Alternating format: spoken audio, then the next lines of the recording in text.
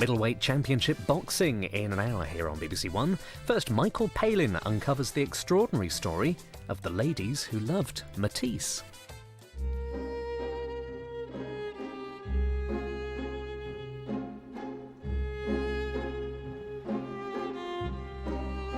UNESCO estimates that about 60% of the world's greatest masterpieces are here in Italy, and most of that is here in Florence. The art in Florence is some of the greatest in the world, but most of it wouldn't be here if it weren't for the Medicis, proving patrons and collectors are as essential to great art as the artists themselves. The greatest Renaissance masters worked here in Florence. We're talking about Michelangelo, Leonardo, Botticelli, to name just a few. This is the story of two latter-day Medicis, not from Florence, but from Baltimore.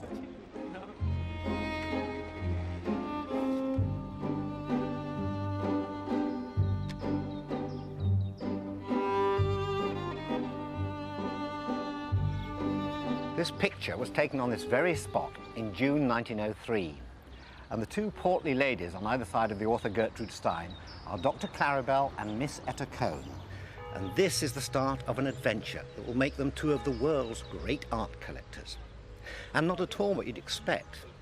These maiden ladies from Baltimore will support the penniless Picasso, buy one of the great Cézannes, become patrons and personal friends of Henri Matisse. How did it come about that these buttoned-up Victorian sisters could create a collection of such uninhibited works of art? Well, the trail of clues, I hope, will help me to unravel the mystery of Etta and Claribel begins here in Italy.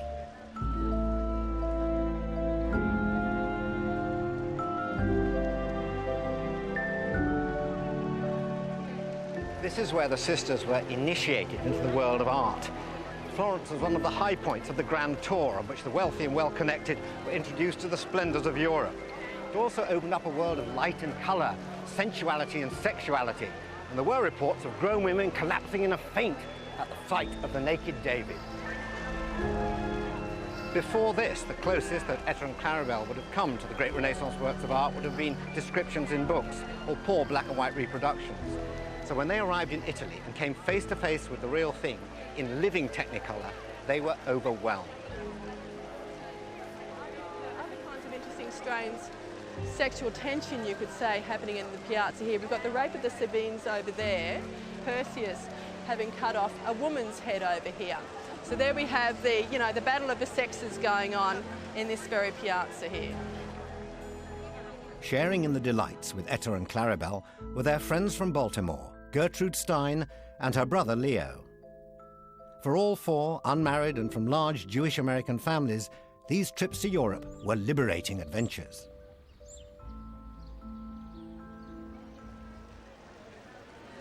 Leo Stein had lured the others to his favourite city.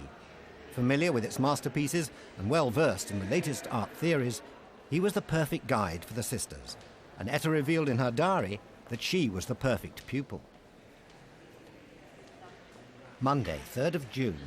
After breakfast at 10 a.m, Leo came by and took us to the Uffizi Gallery. Fra Lippo Lippi interested me keenly. He's my favourite sex-maniac monk artist, really, I'd have to say. How many others are? He had to be locked in his room because he wouldn't finish his work because he loved chasing nuns, and he tied some sheets together and climbed out the window and ran off anyway.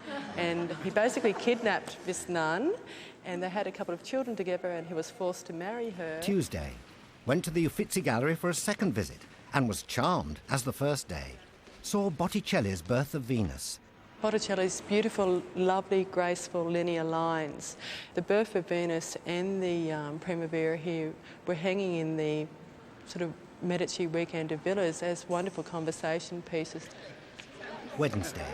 Made our third visit to the Uffizi, and as usual had Leo in his own leisurely way, flitting from one to the other of us, each of us delighted to welcome his wonderful brain.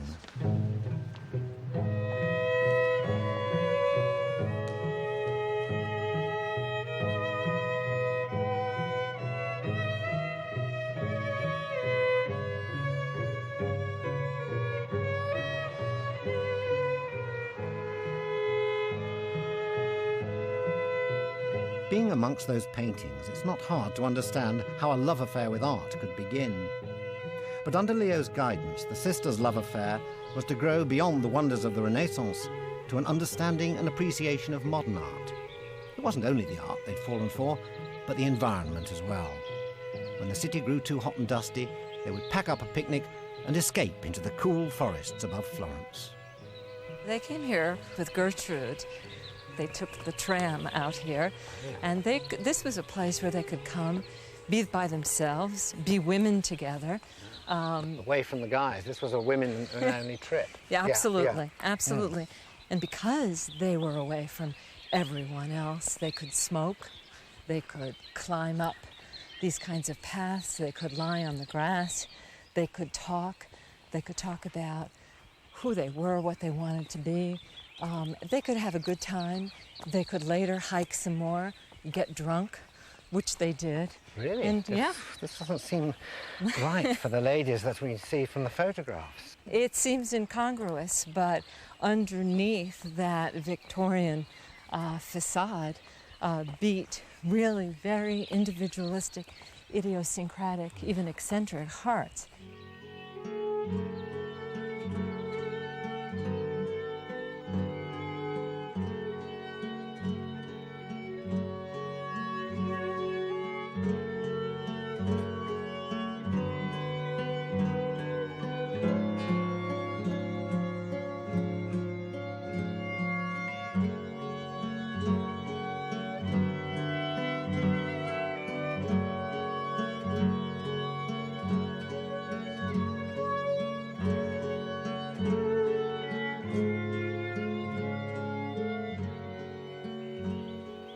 Was there any kind of romance involved when they came here? You know, it's sort of coming abroad, the sunshine and all that, beautiful place away from home. Were there any instances of them sort of having men friends or anything like that?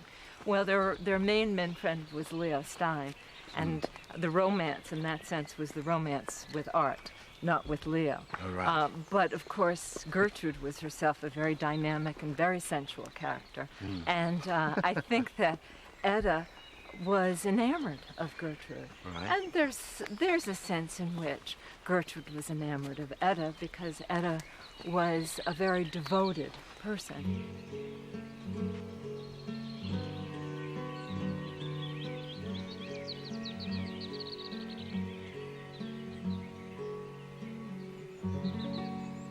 Leo Stein had a summer villa near here, and Gertrude, Etta and Claribel would often come here during the summer. There are reports that Gertrude Stein used to organise ladies' bathing parties where they go skinny dipping in the pond behind me. Now, it's pure speculation as to whether Claribel and Etta would have joined them, but it may well have happened because when they came to Italy, they did let their hair down.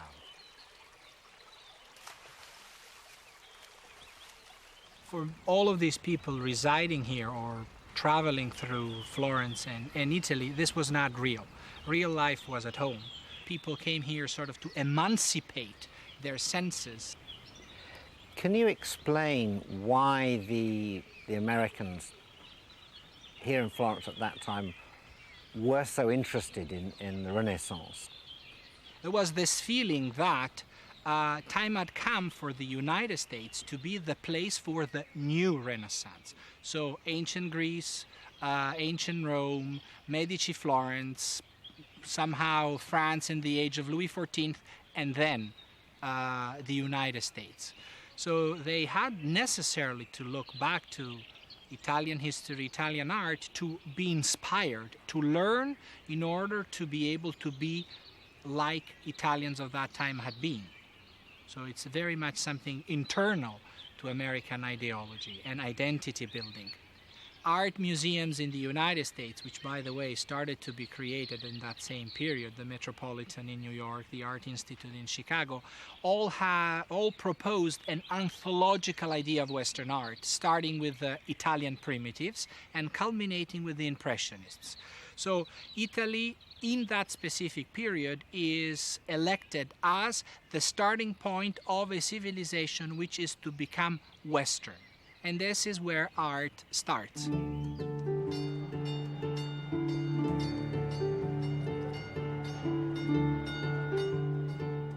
What started for the sisters in Florence was to end half a century later in Baltimore.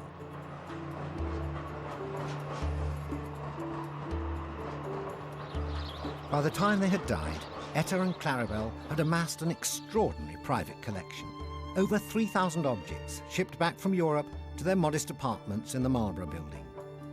Behind the doors on the 8th floor, sculptures, fabrics and antiques were crammed side by side with Picassos, Cézannes, Bonnards, Van Goghs, and the largest single collection of Matisse. It was art they wanted to live with.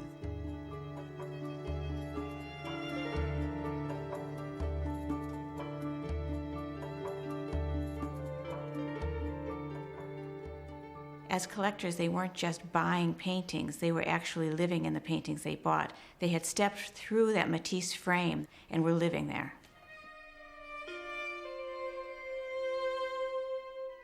They had arranged their furnishings. It was a sensuous, kind of sumptuous existence that they lived in. There's also the Blue Nude, which had been burned in effigy by art students in Chicago when it was traveling as part of the Armory exhibition. These were paintings that in their day were as notorious as, let's say, Richard Serra or Robert Mapplethorpe works are today. One very perceptive guest visiting them said, when you look out the window, what you saw was the past, and when you looked on the walls of their apartments, what you were seeing was the future. They really had this time capsule, and at first I thought it was a time capsule of Paris at the turn of the century, but in fact, it was the future that they were protecting, the future of art. But this time capsule didn't survive. The Marlborough was gutted in the 60s, and the collection removed to the Baltimore Museum of Art.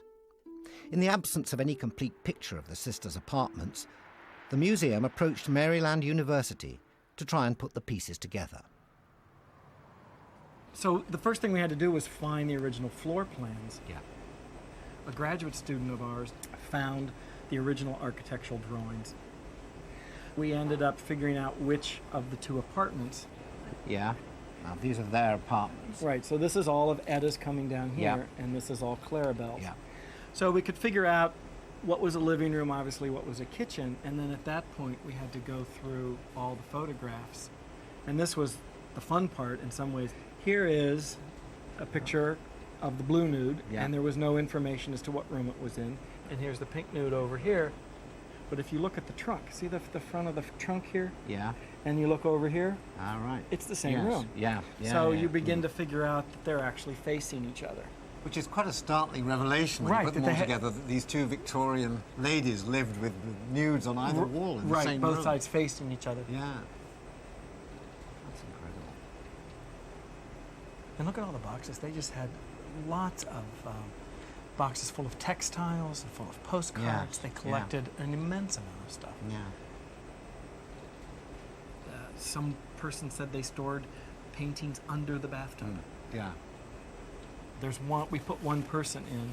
Here's the picture of Matisse when He he. looked dapper, doesn't he? He's very dapper, little three-piece We had to- stripy we- suit. Looks a bit We had imposing. to add legs to him. That was a Oh, student right. working for us Yeah, added the, yes. the pants because he came to pay respects to Etta after Claribel died. Yeah. So when we did the virtual reconstruction, he's the one individual. Very- we didn't have any Very pictures. interesting to know whether he chose the two paintings he stood in front of, you know, as ones he wanted to be seen against. Or Well, whether he's in the dining room here, Yes. and everyone says that everyone shared their meals in Etta's dining room. Her apartment was really where they lived. Yeah. Claribel's, even when Claribel was alive, it was more of a museum, or a place to look at work. She had another apartment that no one knows about where she lived. Let's head out into the living room here. See why Matisse liked coming here, because his paintings are so well displayed that they take up the whole place. It is the mixture of there's a everything, lot- richness of the way everything sort of combines to give you that feeling you never get from those black and white photos. It was all around you, you know, and it is a wonderful sort of artistic roller coaster. Oh yeah. And then, On the bathroom, I'd like to see in the bathroom. do you want to go in the bathroom now? Yeah, yes. Let's yes, go out that's- to the okay, hallway and we'll walk okay. into the bathroom from there. This is over on Claribel's side. We'll I spin know they around kept here. paintings in every single This room. is including a the surprise bathroom. to see. Yeah. Again, very sort of strong, vivid, sensual pictures. Oh, wow, this is wonderful. Right. So what have we got here? We've got... This looks like a that's Renoir, very suitable for a bathroom, isn't it? which is again a Just Jacques Villon. just short of a towel. Villon after Renoir. She must have put all her sort of in the school of paintings here. Yeah, Not One the, thing that was real one. interesting, though, that amongst these to find Yeah. and Who's was this a by? watercolor. Oh, by Claribel Cone. So this is the one Yes. place in all of the apartments that we found It's the only one of hers. a work by her. Do you think there's a whole stock of her work that's not yet been seen? I mean, it's not bad in its way. So let's see what's down here. Lavatory by unsigned. Shouldn't be looking at that, you know, Claribel's throne. The only things missing from the virtual tour were Claribel and Etta.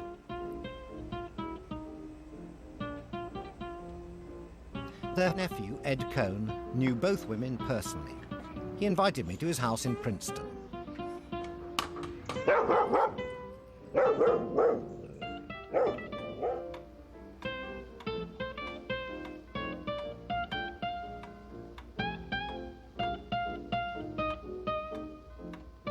So Nancy and Ed were engaged in a sort of almost a seance here to bring back the spirit of Etta and Claribel. I have one of Claribel's capes. May I show you that? Oh, yes, because we want to get this. This was passed down to me from my mother and my grandmother. So this is... What is that? This is Claribel's velvet cape with a beautiful silk lining, excuse me. No, that's... And yes. I mean, you get a sense. Yes, I can see that. Yeah, yes. She has a great sense of style. Her dress sense, didn't she? Really. Yeah. She called attention to herself everywhere she went. And there's a family legend that the Kaiser bowed to her at the opera in Munich one night, thinking she was a member of nobility. There she is, about 16 years old. Quite attractive, Very I think. Distinctive looks. Yes, she is very attractive. Sort of Claribel went to medical school, and she became a doctor, but not a practicing clinical doctor, but a researcher in pathology. And that was very unusual in those days. And of course, you know, there are all kinds of legends about Aunt Claribel, most of which turned out, as far as I can make out, to be true. Like the fact that when she went into Ely Cathedral, there were bats she was afraid of, so she opened the umbrella and walked through the cathedral with an open umbrella. I mean, that just, you know, she was absolutely fearless in the sense of not worrying anything about public opinion.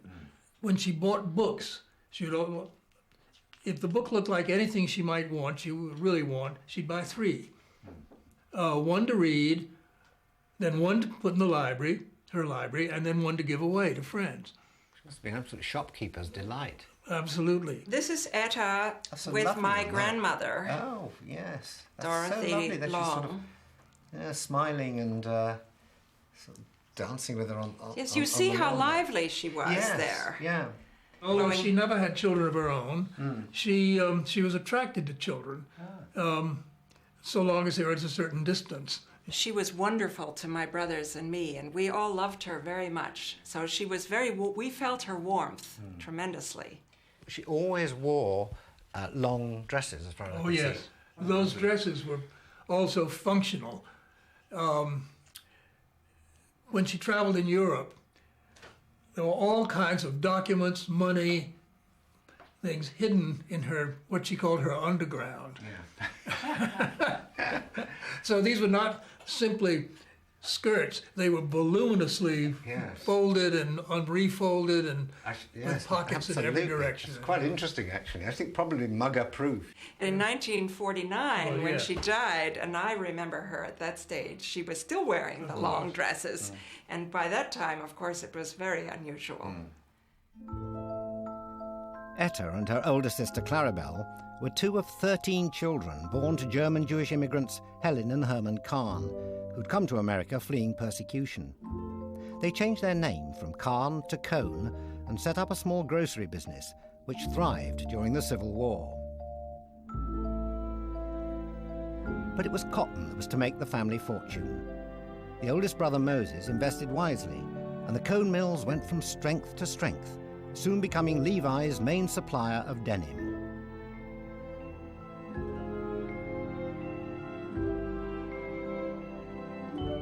With the wealth this provided, Moses was able to give his unmarried sisters, Claribel and Etta, modest incomes, and build a Cone family retreat at Blowing Rock, North Carolina. Called Flat Top Manor, it's now a national park. When was the house built, Phil? Well, the house actually was started in 1899. Yeah. And the Cones moved in early 1901, in the spring of 1901. Was it, I mean, a reasonably common thing for Jewish immigrants coming in from Europe in the middle of the last century to make money as fast as the Cones did and build a place like this, you know, so sort of impressive? The aspiration of sort of the rags to riches story is, in my opinion, one that resonates, with an American culture writ large. And I mean, this family made the best, absolutely, of an opportunity. And when Herman Kahn, the family patriarch, came to America, he was a peddler, which is about as low as you could go on the economic scale. And yet his son built this, this estate, this 3,600-acre country retreat here in Blowing Rock. Huge estate, isn't it?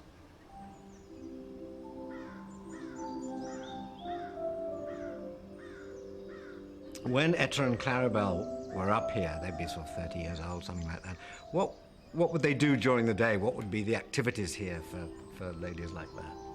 Well, besides, looking at landscapes as we're doing, riding carriages and hiking were probably the two most things that they would enjoy. And of course, Etta Claribel and Bertha Cone were great letter writers and often wrote letters and took that undertaking rather seriously.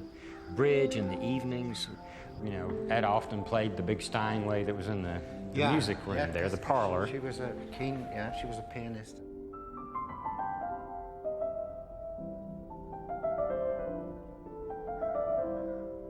I might also add, Michael, this was a functioning country estate.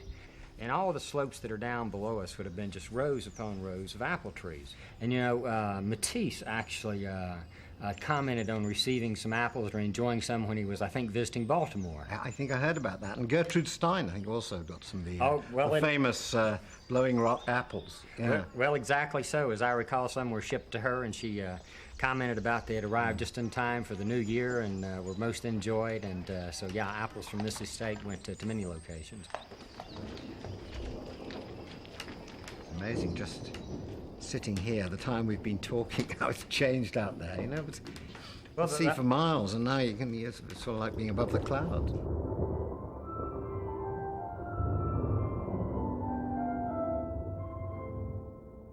Unlike Claribel, who was more interested in her medical work, Etta felt a strong sense of family duty. Always eager to help in domestic matters, she was given $300 to decorate the Cone home back in Baltimore. Etta surprised everyone by spending it on 5 canvases by Theodore Robinson, now very collectible, but then a little-known American impressionist. These French scenes not only started the Cone collection, but ensured that Etta would one day go to France to see for herself.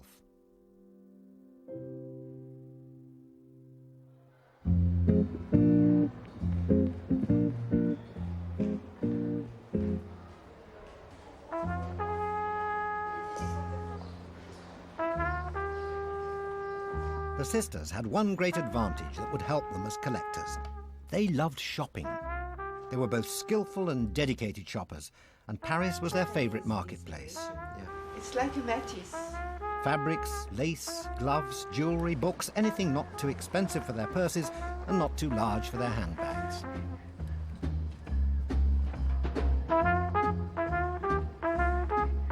But they hadn't come for retail therapy alone.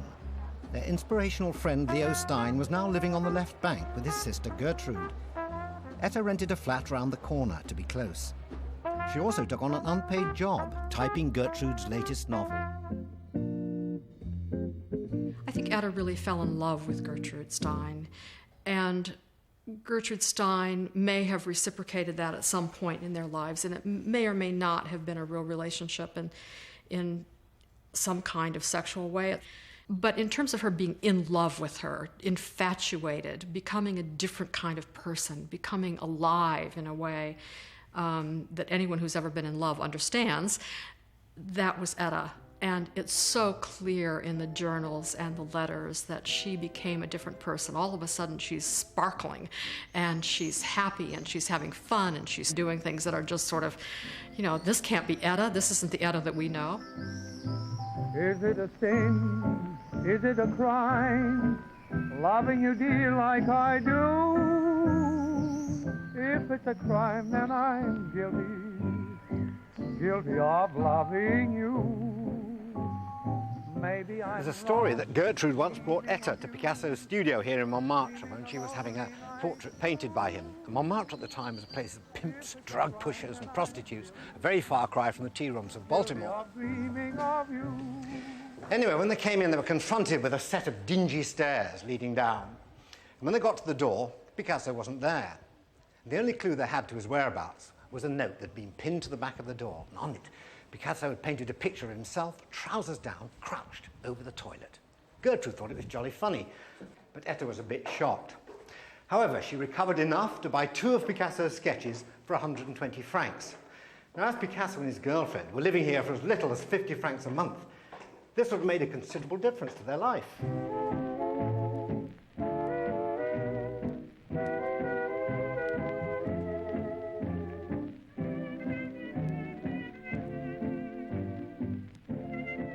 This is a wonderful drawing that Picasso actually sent along in a letter from Gertrude Stein to Etta.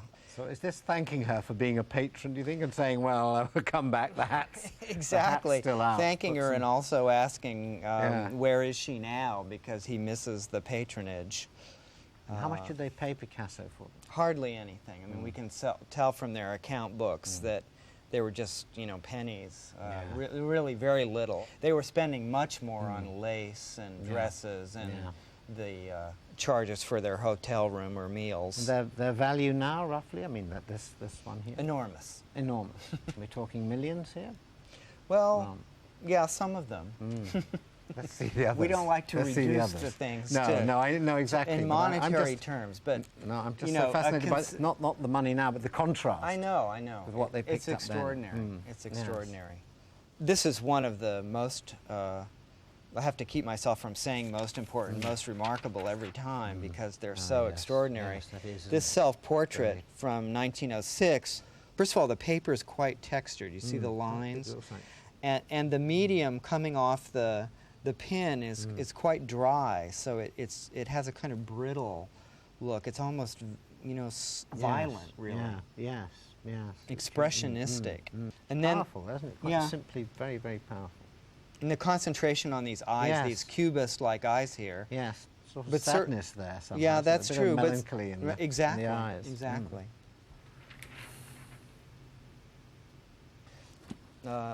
This is a drawing for another painting. This young adolescent, he was about 16 years old. He hung around the Bateau Lavoir, and he hung around a lot of artist studios, and they were fascinated with him. He was a prostitute and a petty criminal, and at this time Picasso, you know, called his group of friends a kind of band of criminals. He liked that slightly antisocial thing. Characters like him presumably were around the Bateau Lavoir when Claribel and Etta came up the stairs. Exactly. This sort of stuff been going on. Yeah. They seemed to take on, or certainly Etta did, a different kind of character when she went to Paris anyway. It was almost what she expected, to see things you wouldn't see at home. And she was quite bold in sort of looking for experiences. Yeah, it's not the first American to feel liberated when they get out of, you know, provincial America. Mary Cassatt escaping to Paris, or Whistler. It certainly was the way she wanted to start collecting. She felt kind of hesitant about buying a painting. She bought an early Matisse, but she didn't buy a serious Picasso until much later.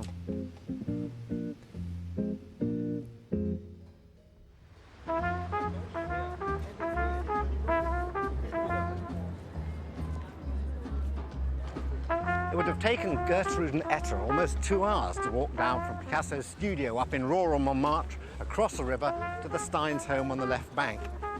Their apartment at 27 Rue de Fleurus was a regular rendezvous, not just for the sisters, but for many Americans wanting an introduction to the modern art scene in Paris. They had an extraordinary collection that nobody else would collect at the time. They had an extraordinary mind, which would be the theoretical mind, who would do seminars and describe what was on the walls, which was Leo's mind. And there would be the socialite of the group, Gertrude Stein, who would invite in a ritual every Friday evening young American artists to join the dinner which would have taken place beforehand with Matisse and Picasso. And the younger artists would at the same time be able to look at the works on the wall, listen to Leo Stein, and rub shoulders with the Picasso and Matisse, which was absolutely unique. You know, informal, it's very American. You know, nowhere in France would you find such a way of, you know, gathering young and older, well-known and emerging to be offered to young American painters who were studying in Paris and who were much more privileged than their French counterparts, because French kids wouldn't be able to have dinner with Picasso at the time, you know? And the Cone sisters, you know, they come very much into both the tradition of German Jews coming back to Europe and the tradition of feminist philanthropy in the United States. So it's a really crossover. And I think that if France was really the biological mother of modernism, that's where modernism was born, and post-impressionist was born, and cubist was born, and so on, these very unique people who'd select these works of art and would bring it to the United States and would turn the United States into the foster mother of modernism. France would be the biological mother, but the United States would be the foster mother.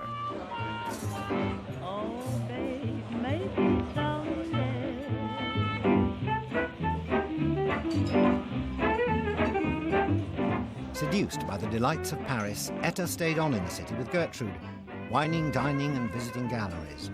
Around the Steins' dinner table, she met new artists, including the struggling Henri Matisse, from whom she bought a couple of drawings and a watercolour. She was having the time of her life.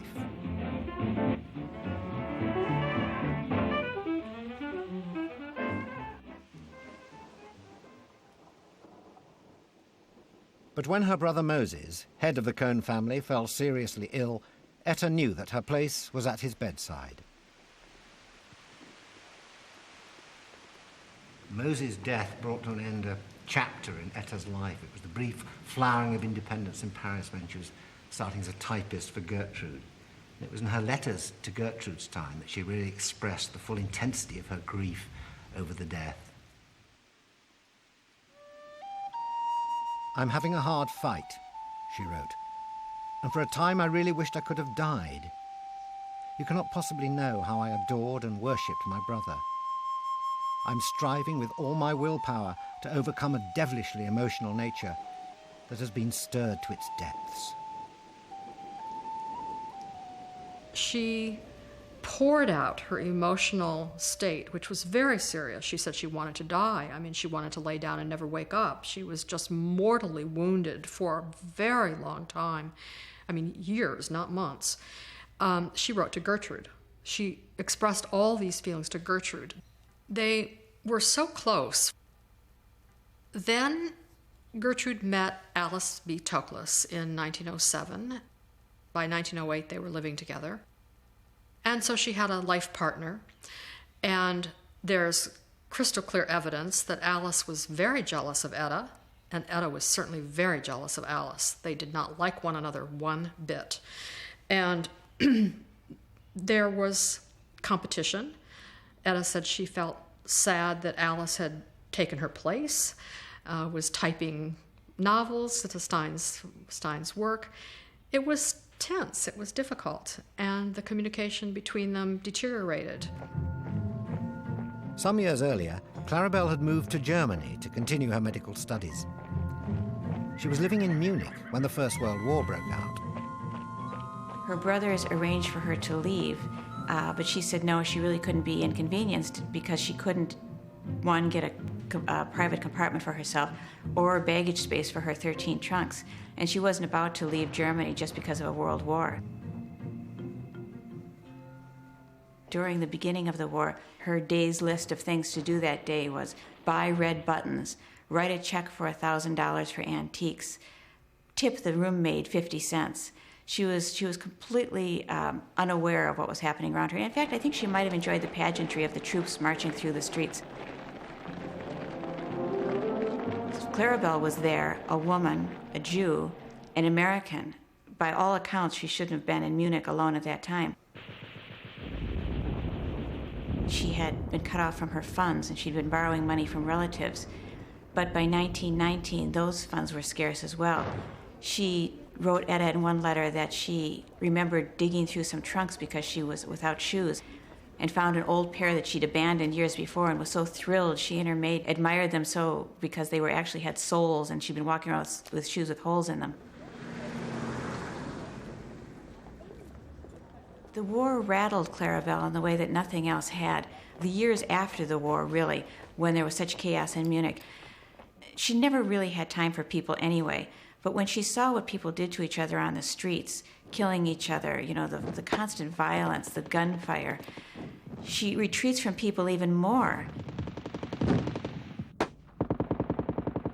And whether it's textiles or lace or art, she finds her comfort in things and not people. She said to Etta in one letter, the thing that bothers her most about people were their personalities. They always got in her way, whereas things were a continual comfort. Luckily for Claribel, the Cone cotton business had made a fortune from clothing the American army in the war.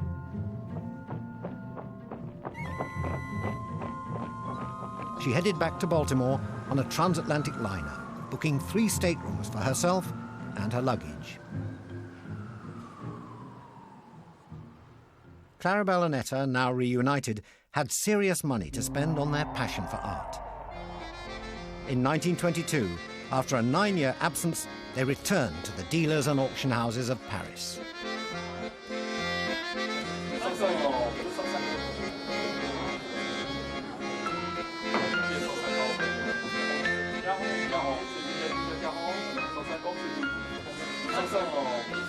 In 1922, Etta and Claribel arrived here, embarked on a shopping frenzy. By the time the spree was over, 7 crates had been shipped back to Baltimore. Among very many other things, they contained 57 works of art. 6 paintings by Matisse, 4 bronzes, 22 lithographs, 4 pieces by Picasso, and a Renoir etching. Etta wrote to Gertrude that she and Claribel were drowning in things.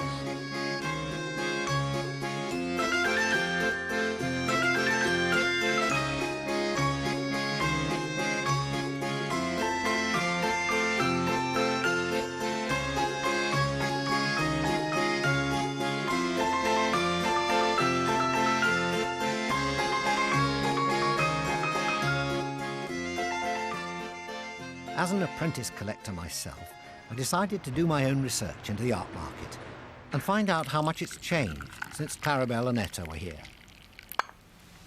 Americans now wanting to start a collection, would they go first to New York now, to their own country? You have to decide. You have to decide what sort of collection they want to make. It's an master of modern artists. On master, they would still come to Europe. Yes, I see. That's interesting. But if like Etta was looking for, she was introduced to Picasso's and Matisse, who was not that well known then. No, because she was in Paris, and the artists were in Paris. Everything was in Paris. The problem for modern art is that you cannot meet all the artists. They are too many. So, well, it's difficult. Yes, because there are so many artists now, and so different ways of making art, videos, installations, and so on. It's true that in the 20s, if you wanted to come to know all the surrealist artists, you came to one place and you could, with a clever set of introduction, you could see them all. That's right. So what you're saying now is you just can't do it. So do you think there is a difference between collectors 100 years ago and now? Certainly. How's that? A big difference. First of all, because there were much fewer collectors who had a lot of possibilities and could buy extensively if they wanted to. They came to the few dealers and they bought each time a lot of paintings. Now, the situation is different because only of the prices and of the rarity of the works of art. And I think that makes a big difference. If you buy a work of art for $40 million, you don't buy 10 the same day. Yes. A lot of collectors are a little bit like Casanovas. They love to attract the most beautiful objects on their walls. And sometimes they get tired of it too. Yeah. Exactly. And then they sell it again. And like Casanova and Don Juan, it's always the new object which you love the best. The new things on offer here are scenes of Venice, which really caught my eye. What I love in each one of those is the sky. And I do like the play of light and the different times of day and the cemetery, which is quite sort of sombre in the last one. It just shows how it seems a very joyful place in the first two, although it is a cemetery, but the last one does feel as though it's dark and it's sort of more like the doomy atmosphere, and the fact that it changes so much in a day. The artist was on hand to massage my curiosity. You paint them in situ? Yes, always on plein air, always on the spot, and usually I try to paint in one session. I'm a firm believer, as far as I'm concerned, in a one session painting. Yeah, the ones you have over there, do they call those things Pallini? Palli. So I like those as well. Now, where does that leave me? I mean, I want to take all of them, but I'm very interested in...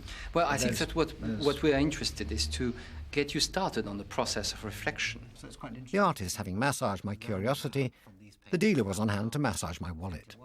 But for someone like myself starting off, it's kind of not... To me, I'm a bit like Etta, I suppose.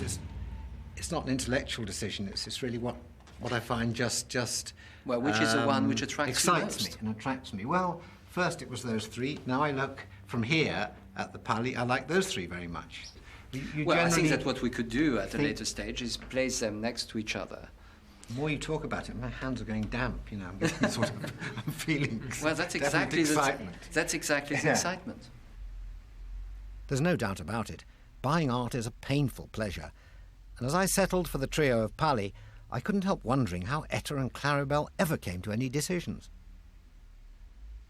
Maybe that's why they bought so much. Lots of people try to parse out who was the greater collector, Claribel or Etta. The two world masterpieces in the collection are Cézanne Mont Saint-Victoire and Matisse's Blue Nude. They are just in that top 1% of all artworks ever created. Claribel bought both of those paintings. So if you say, all right, this is it, these two paintings, if there's a nuclear holocaust, these are the two that you try to save, then Claribel becomes the crucial collector. Oh yes, now this one here looks rather good. What's that one there? This is Claribel and Etta on deck chairs on the Staten Dam. Staten Dam. Claribel looks like Queen Victoria there, doesn't she? That was in 1928, the year before Claribel died. Well, we have a letter. It's the last letter she wrote to Etta. 2 months before she died. Yeah. She says, "My dear sister Etta, last night I had a pain in my heart, the first one I ever had. For that reason, and in view of the fact that I have reached the age at which the eldest members of our family die, I am writing this letter to say goodbye." She was then 65. And she was right. The older generation died comparatively young. When one begins to grow feeble, one is a useless member of society. So I should say I go without regret. You see, I am only one of the many millions who have passed on. I love my family very much, although I'm too lazy to express it. That's typical Claribel. She felt no real remorse at dying. She said her time had come. She had no regrets. She said, typically Claribel also, make sure to buy some things for the relatives in my name. She was still shopping on the day she thought she was dying. She and Etta were alone in Lausanne, where they had spent their summers together in Switzerland when Paris became too difficult for Claribel to maneuver. And on that day, even though Claribel hadn't purchased any art at all that summer, she bought a painting, and it was this Courbet. And it's very atypical. It's very muted colors, dark greens, almost no light at all. It's a stream that you can go into as the viewer, but there's no light at the end, and there's no way out. And that was the day she died. And it was almost as if Claribel could see the end, and this was sort of the period or the final mark on her collection.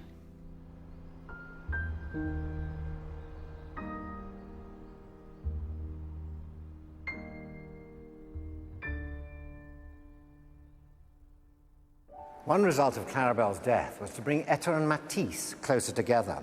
In 1930, Matisse, then a world-famous name, stayed with Etta in Baltimore on his way to Philadelphia and was duly impressed by the collection of his works at the Marlborough Apartments.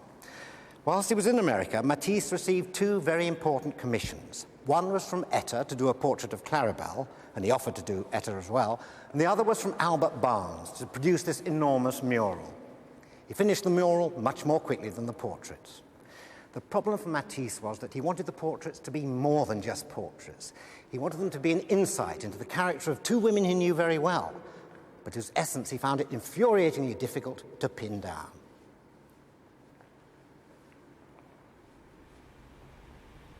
Etta was remarkable for the extent, you know, having met him in 1906 and beginning to collect then, all the way through the 30s, she was still, you know, she was a kind of constant supporter. And I think he felt very comfortable with her. She was interested in the family, knew his daughter, and on one of her trips to Nice, he arranged a tableau vivant where he had the same model dress up in the dress, posed her in the chair in front of the window, and then Etta came in and saw this, and she was really delighted that Matisse had taken that kind of trouble and done something. Something so personal to really bring the picture alive for her. Towards the end of the 1920s, he had a kind of block. He just needed to change really to move on to something else. He'd really worked the ideas of nudes in an interior or odalisques about as far as he could at that point. So what one sees in the course of this painting is that the picture is really so much about this struggle, about metamorphosis really and change.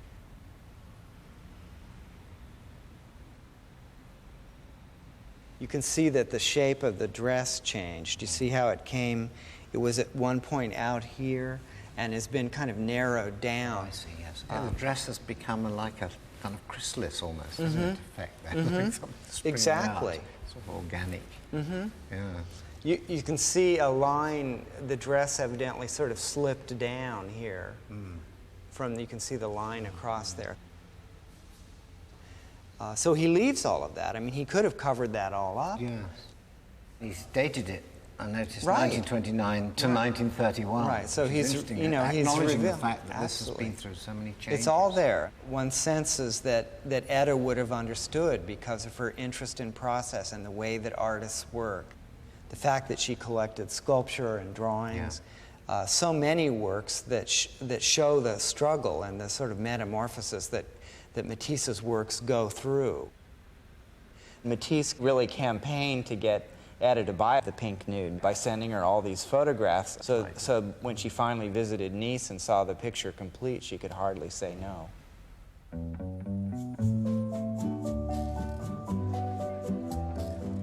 Etta looked forward to her regular trips to Nice, where Matisse, now world famous, would always have time to see her and make a sale. Sur la plage abandonnée, coquillages et crustacés, qui l'eût cru déplore la perte de l'été, qui depuis s'en est allé. They met for the last time in 1938. After that, age, ill health, and another war kept them apart. But new paintings still crossed the water, pictures filled with the Mediterranean light and colour he so brilliantly captured, and she so eagerly acquired. There's a magical feeling in the places where he painted.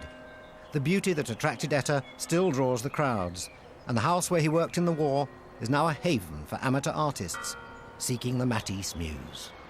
I always think that Matisse still live here. Always when I came in the house, I think that maybe he will tell me, hello, how are you today? You know? Yeah. It's funny, but... like that. And every morning I say, hello, Matisse. Yeah. And I suppose some of the views you get when you open the windows here are exactly what he painted, so you can actually, be where he stood. Of course. You can be him. Yes, yeah. That's true. You can feel the atmosphere in the house. So when you paint, you're always thinking about Matisse.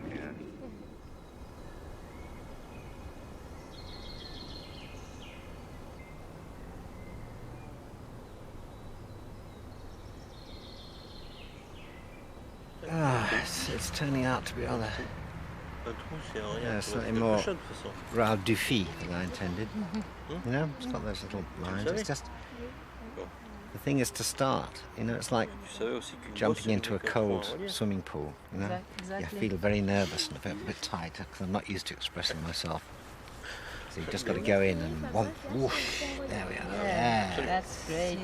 Oh, that's it, you see. Good. Yeah. I think the abstract movement helps me a lot. I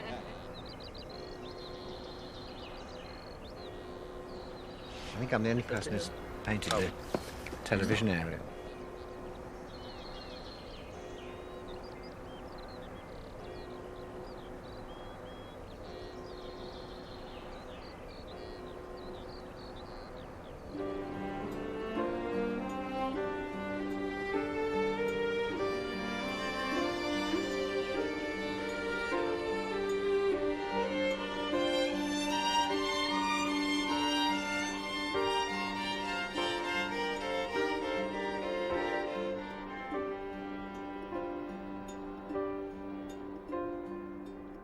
In the same way Etta stopped collecting Picasso when he turned to Cubism, she never purchased any of Matisse's late abstract work, of the kind so strikingly present in the decoration of this chapel in Vence. What's clear to me is that although Etta loved lustrous colours, it was figurative art that she wanted on her walls.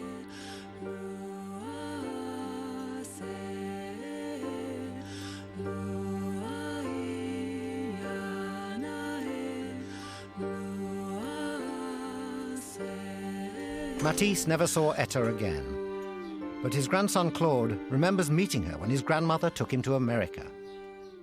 All these years, Etta Cone, one way or another, had been feasted by the French, even if she picked up the tab most of the time. But still, it was French food, it was French quality of life, it was this. And when we walked in to an apartment, which was typical 19th century apartment, very dark wood, Chinese objects, but was absolutely covered from ceiling to floor with paintings. I can remember my grandmother, who was also in a good 70s, practically on their knees, in a dark corridor, saying, Madame Matisse, I don't know if you remember the little Derain we got in 1907. Well, it's here, and it's so beautiful, Just, it was sort of crawling along this unbelievable collection. And later on, Etta Cone said to my grandmother, Madame Matisse, all these years, I've been given the best French food. This time, I'd like to give you the best American food. So she made a real American, old-fashioned meal that was tomatoes and corn and squash and sweet potatoes. And it was very, very good, of course.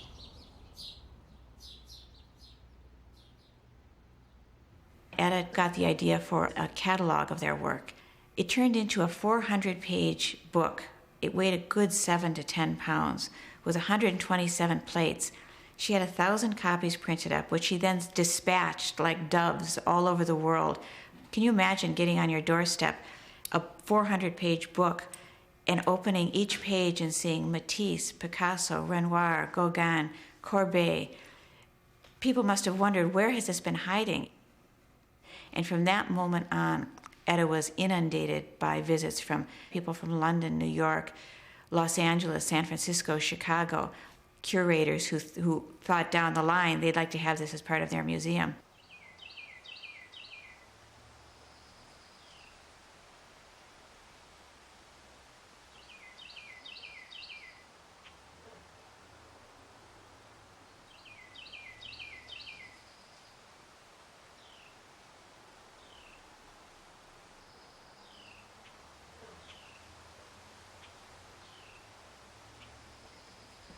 Michael, Etta came here a lot during her later years. This back then was called Owl's Roost. Yeah. And I guess Laura and Julius Cone bought this in the early 1940s, and Etta's affection for Another Boiling branch Rock. of the Cone family. Oh yes, this, well, you know, Julius Cone. Hey, look at that!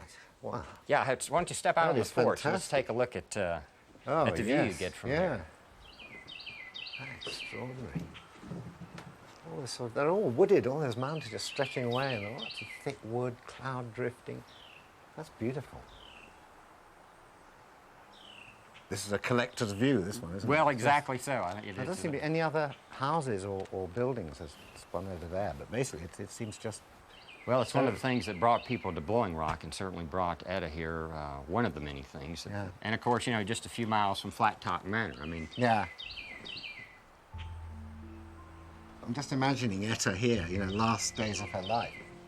This is just the perfect place, isn't it, really? Well, nobody could argue with I that. wouldn't mind just quietly slipping away here. Let's...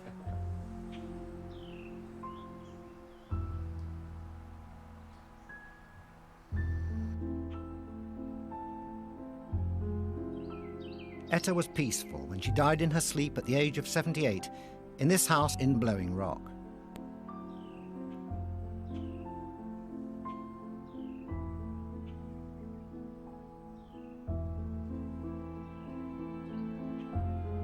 She died knowing the collection of Dr. Claribel and Miss Etta would be looked after. Despite all the tempting offers, she decided to give the collection to the Museum of Art, back home in Baltimore.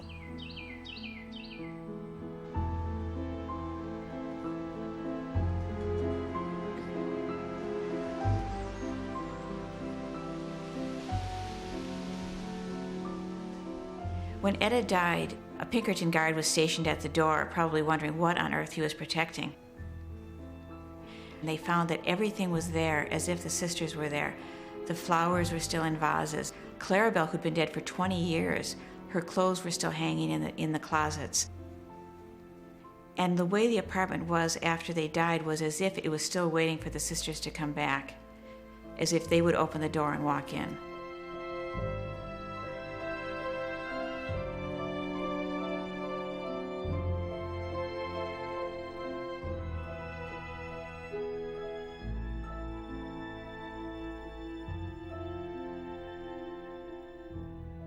Etta and Claribel embodied the new confidence of America. The Cones, who had once been Kahns, returned to the Europe their parents had left, a Europe that was about to destroy itself, and captured and preserved some of their great works of art. There are those who dismiss Dr. Claribel and Miss Etta as shoppers who became collectors. But aren't all collectors shoppers in one sense or another?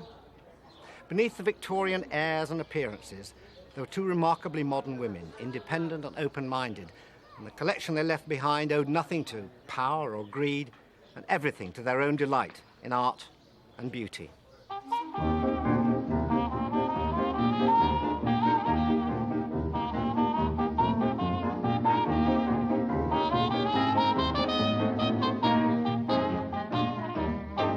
Il y a de la joie, bonjour, bonjour les hirondelles, il y a de la joie, dans le ciel par-dessus le toit, il y a de la joie, et du soleil dans les ruelles, il y a de la joie, partout il y a de la joie.